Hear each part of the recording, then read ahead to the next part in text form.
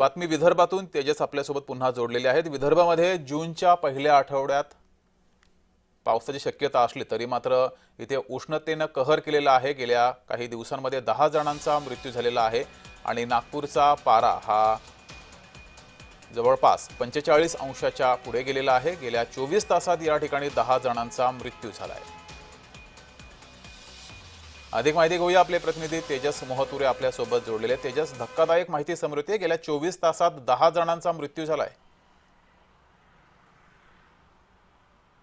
नक्कीच आपण बघितलं जगदीश सर, तर मागील सातत्याने जे आहे उष्णतेची वाढ जी आहे ते विदर्भात होऊ लागली आणि ज्या फटका जे आहे ते सर्वसामान्य नागरिकांना सुद्धा बसताना दिसत आहे। नागपूरसह जर बघितलं असेल अन्य जिल्ह्यात सुद्धा जे आहे ते 45च्या वरती जे आहे ते तापमान आहे। सर्वाधिक जर तापमान जर बघितलं असेल तर चंद्रपूर जिल्ह्यातील ब्रह्मपुरी इथे आहे। जगातील दुसऱ्या नंबरचं शहर म्हणून जे आहे ते ब्रह्मपुरीला आता ओळखू लागलं आहे। एकूणच जर बघितलं असेल तर मागील 2 दिवसात जे आहे ते उष्णतेने चांगला स्कर केला आणि 24 तासात जे आहे ते 10 संशयितांचे जे मृत्यू झालेला आहे। यामध्ये जर बघितलं असेल तर नागपुरातील विविध भागातले आहेत, लखनगड असेल, कळमना असेल, यातील हे संपूर्ण मृत्यू असल्याचे समोर येत आहे।